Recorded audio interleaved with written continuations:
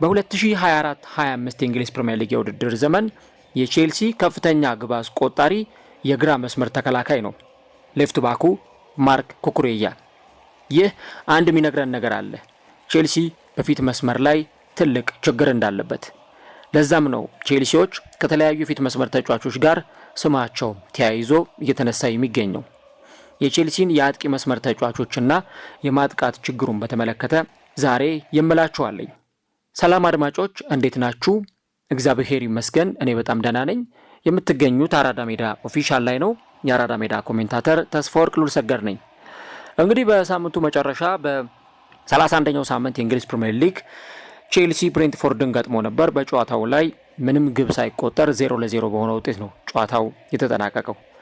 እንግዲህ ይህ ጨዋታ ምንም ግብ አለማስተናገዱ ብቻም ሳይሆን ቼልሲ ከፊት መስመር ተጫዋቾቹ ጋር አሁንም ብዙ መስራት የሚጠበቁበት ጉዳዮች እንዳሉ ያሳየ ጨዋታ ነበር። እንግዲህ በቼልሲ በኩል ጥሩ የፊት መስመር አማራጮች አሉ። ምናልባት ኒኮላስ ጃክሰንን እናነሳለን። በዛ ጨዋታ ላይ ቋሚ ሆኖ የተሰለፈው ክሪስቶፈር ንኩንኩ ሌላኛው አማራጭ ነው። በእርግጥ ንኩንኩን በተመለከተ ብዙ ሀሳቦች ሊነሱ ይችላሉ።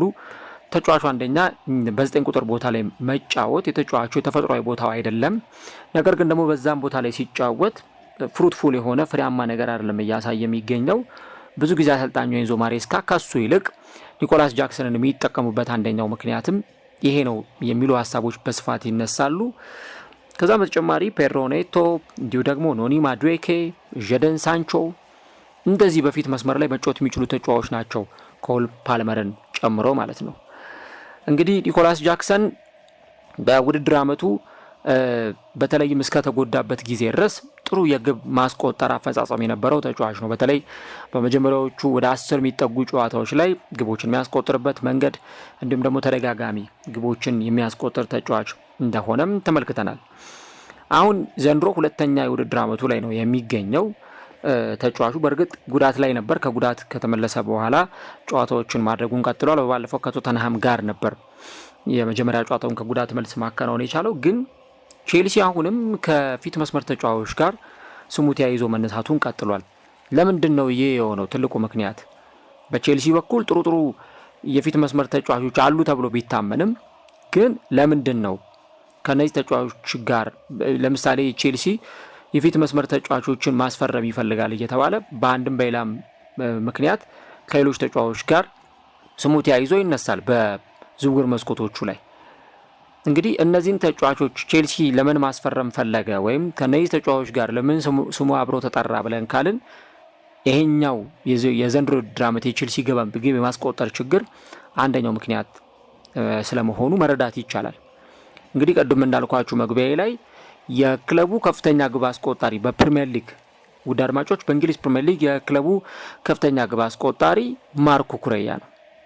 እንግዲህ ማርክ ኩኩሬያ ነው የዚህ ቡድን ከፍተኛ ግብ አስቆጣሪ ብለን ስንል የቡድኑ የፊት መስመር ተጫዋቾች እነ ኒኮላስ ጃክሰን እንዲሁም ደግሞ ሌሎች ተጫዋቾች እነ ክሪስቶፈር ንኩንኩ፣ ፔድሮ ኔቶ፣ ኢቨን እነ ኮል ፓልመር ባሉበት ክለብ ውስጥ እንዴት ማርክ ኩኩሬያ በርካታ የእንግሊዝ ፕሪሚየር ሊግ ግቦችን ሊያስቆጥር ይችላል የሚሉ ጥያቄዎችን እንድናነሳ ያስገድደናል ማለት ነው።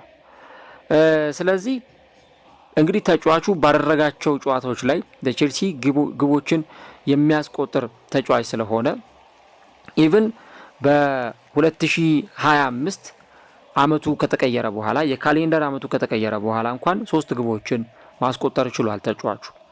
በዛ ቦታ ላይ የተገኘ ግቦችን የሚያስቆጥርበት መንገድ ያልተጠበቀና ለተጫዋቹም ደግሞ ጥሩ የሚባል አፈጻጸም ነው እንዲባል ያስችሏል። ግን ቼልሲ ወሳኝ ጨዋታዎችን በሚያደርግበት ጊዜ ከትልልቅ ቡድኖች ጋር በሚጫወትበት ጊዜ ልክ እንደባለፈው 3 ነጥብ ማግኘት በሚያስፈልገው ሰዓት ላይ ግን ተጫዋቾች ደግሞ ግቦችን እያስቆጠሩ አይደለም። ቶተንሃምን ሲያሸንፉ የፊት መስመር ተጫዋቾቹ አይደለም ግቡን ያስቆጠሩት፣ ኤንዞ ፈርናንዴዝ ነው ግቡን ማስቆጠር የቻለው።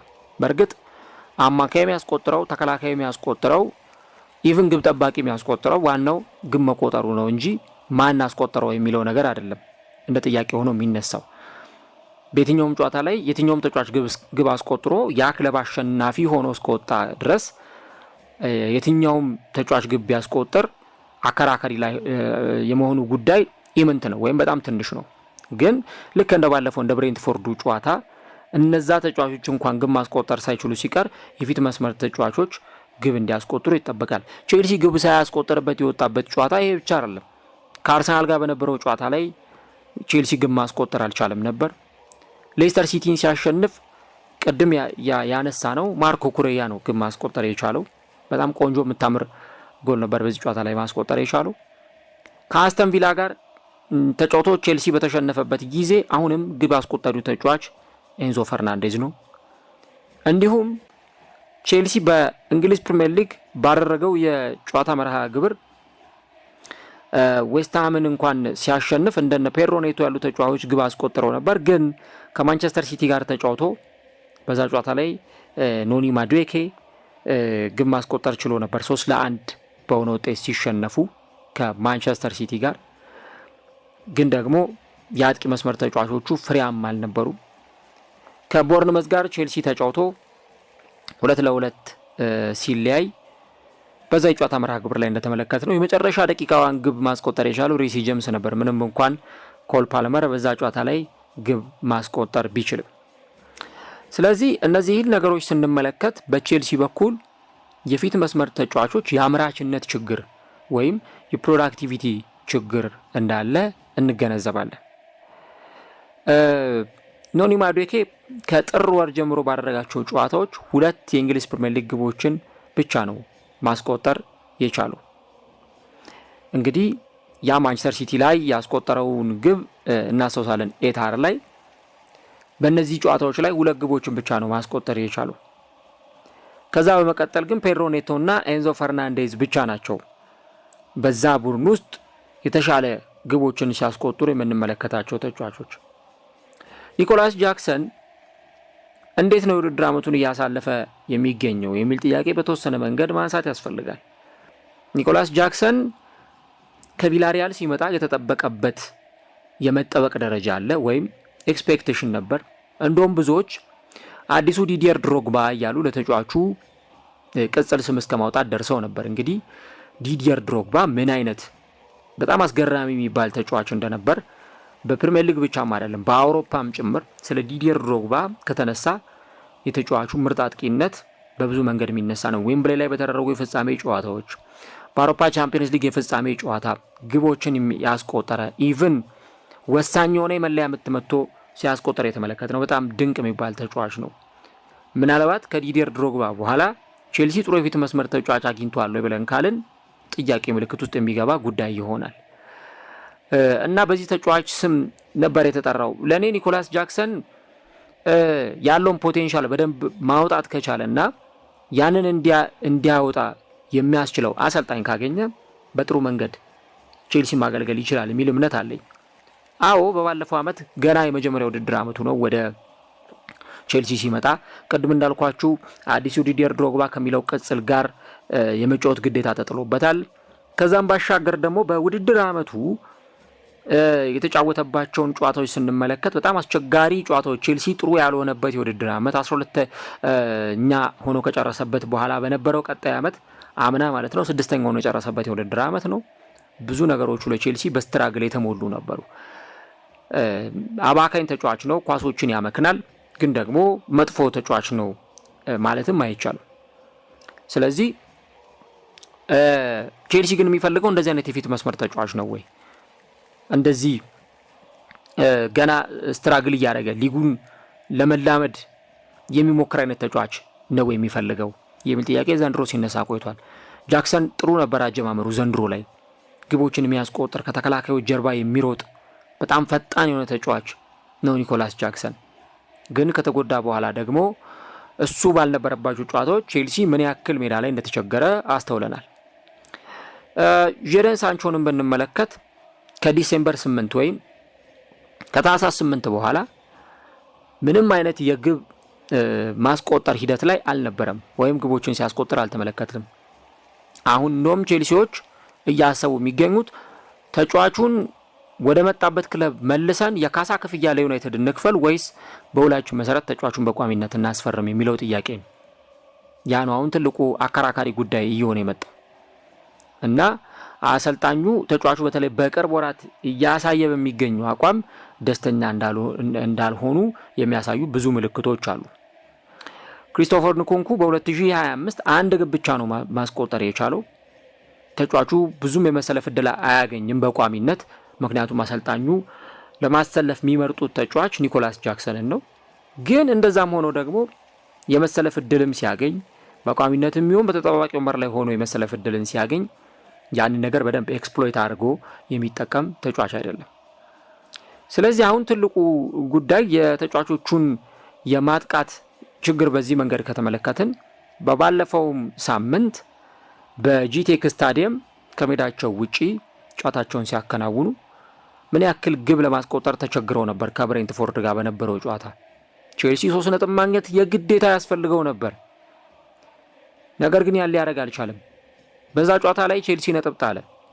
ማንቸስተር ሲቲ ያን ዕድል ይጠቀማል ተብሎ ሲጠበቅ ማንቸስተር ሲቲም ከማንቸስተር ዩናይትድ ጋር ባደረገው የደርቢ ጨዋታ ላይ እንደዚሁ እሱም ነጥብ ጣለ።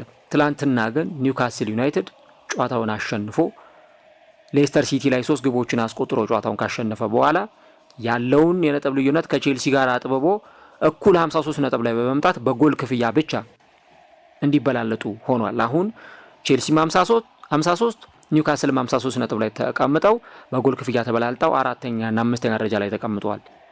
የቼልሲ የቶፕ 4 ህልውና አደጋ ላይ ሊወድቅ የሚችለው እንዲህ ባሉ ሁኔታዎች ጭምር ነው። ስለዚህ እንዴት ነው የቼልሲን ተጫዋቾች ለዚህ ነገር ብቁ ማድረግ የሚቻለው የሚለው ወሳኝ ነጥብ ይሆናል። ቅድም እንዳልኳችሁም የክሪስቶፈር ንኩንኩ ተፈጥሯዊ ቦታው የ9 ቁጥር ቦታ አይደለም። እንዴት ነው ማጥቃት የሚችለው? እንዴት ነው ግቦችን ማስቆጠር የሚችለው የሚሉ ጥያቄዎች ይነሳል። ኢቨን ፊዚካሊቲው ምን አይነት ነው የሚሉ ጉዳዮች በደንብ ስለዚህ ተጫዋች ይነሳሉ። ይሄ ከብሬንትፎርድ ጋር የተደረገውም ጨዋታ እንዲህ ያለውን ምስል የሚሰጥ ነው። እናም ተጫዋቹ ለምሳሌ በ10 ቁጥር ቦታ ላይ መጫወት የሚችል ወይ በመስመር አጥቂነት መጫወት የሚችል አይነት ተጫዋች ነው። ግን ከፊት መስመር ተጫዋቾች እንደ አንዱ ተቆጥሮ የዛን የመጫወት ሚና ስለሚሰጠው ተጫዋቹ በቼልሲ በኩል ውጤታማ ነገሮችን እያደረገ አይደለም የሚባለው ለዛ ነው። እንግዲህ በቼልሲ በኩል ያሉትን ጉዳዮች ስንመለከት ተጫዋቾች ግብ ሲያስቆጥሩ የአማካይ መስመር ተጫዋቾች ወይ ደግሞ የተከላካይ መስመር ተጫዋቾች ግቦችን ሲያስቆጥሩ ልንመለከት እንችላለን። በ2025 እንግዲህ ኤክስፔክትድ ጎላቸውን ብንመለከት በ12 ጨዋታዎች 1.7 ኤክስፔክትድ ጎል ማስመዝገብ ችለዋል። በጣም ቁጥሩን ስንመለከተው በጣም ትንሽ የሚባል ቼልሲ እንግዲህ በአንድ ጨዋታ ምን ያክል ግቦችን ሊያስቆጥር ይችላል የሚሉ ጥያቄዎችን እንዲነሳ የሚያስገድድም ጭምር ነው። ስለዚህ አሁን ቼልሲ ባሉት የፊት መስመር አማራጮች ደስተኛ ካልሆነ ምን አይነት እርምጃዎችን ከዚህ በኋላ ሊወስድ ይችላል የሚለው ነው ትልቁ ጥያቄ ሊሆን የሚችለው። ከዚህ በኋላ ቼልሲ 7 ጨዋታዎች ይቀሩታል። ከ7ቱ ጨዋታዎች መካከል አብዛኞቹ ከባባድ ናቸው። ሊቨርፑልን፣ ኒውካስል ዩናይትድን፣ ማንቸስተር ዩናይትድን፣ ኖቲንግሃም ፎረስትን ይገጥማል። አሁን ለቼልሲ ትልቁና አንገብጋቢ የሚሆነው ጉዳይ ቤትም በኩል ሆኖ ቶፕ 4ን የሚያገኝበት እድልን ማመቻቸትና ያንን ነገር ማሳካት ነው።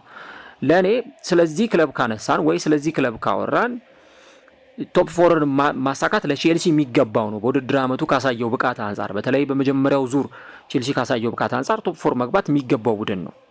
ግን መጨረሻ ላይ መዛል ቢያጋጥም ወይ ደግሞ መድከም ቢያጋጥም ልክ ቼልሲ ቶፕ 4ን አጣ ብለን በኋላ ላይ ስናነሳ ደጋፊዎቹ ሊበሳጩበት እንደሚችለው ሁሉ የውድድር ዓመቱ ላይ ቻምፒየንስ ሊግን ሴኩር ማድረግ የግድ ያስፈልጋል። ማርክ ኩኩሬያ ከፍተኛ ግብ አስቆጣሪ ለሆነለት ክለብ ደግሞ አሁን የፊት መስመር ተጫዋቾችን ማምጣት ያስፈልጋል። እንግዲህ ገበያው ላይ እነ ኢሳቅ፣ እነ ዩኬርሽ፣ ቤንያሚን ሼሽኮ ብዙ ክለቦች የሚራኮቱባቸው ተጫዋቾች ናቸው። ቼልሲ ደግሞ የትኛውን የፊት መስመር ተጫዋች ሊያስፈርም ይችላል? በእናንተ እይታ ለቼልሲ ደጋፊዎች ቼልሲ የትኛውን ተጫዋች ቢያስፈርም የትኛውን አጥቂ ወደ ክለቡ ቢያመጣ የተሻለ አፈጻጸም ሊኖረው ይችላል ብላችሁ ታስባላችሁ? ሐሳቦቻችሁን በኮሜንት ላይ አጋሩን። በመጪው ክረምት ቼልሲ የአጥቂ መስመር ተጫዋች ለማስፈረም ወደ ገበያ ይወጣል ተብሎ ይጠበቃል። ነገር ግን አንድ እርግጠኛ ሆኖ መናገር የሚቻለው ጉዳይ በውድድር ዓመቱ ቼልሲ ክረምት ላይ ተጫዋቾችን ለማስፈረም ወደ ገበያ እንደሚወጣና ማርኬቱን እንደሚያስስ ያለ ጥርጥር መናገር ይቻላል። አሁን ግን የቼልሲዎች ትልቁ ግብና ዓላማ የሚሆነው በቀጣዮቹ 7 ጨዋታዎች ላይ ውጤት አምጥቶ በቀጣይ ዓመት የአውሮፓ ቻምፒየንስ ሊግ ቦታን ማግኘት፣ ከሁለት የውድድር ዓመታት በኋላ የቻምፒየንስ ሊግ ቦታን ማግኘት ነው። ያ ደግሞ ይሳካል ወይ የሚለውን አብረን እንመለከታለን። የማጥቃት ችግሩ ግን አሁንም በቼልሲ በኩል ተጠናክሮ እንደቀጠለ በተለያዩ ጨዋታዎች ላይ እየተመለከትን እንገኛለን።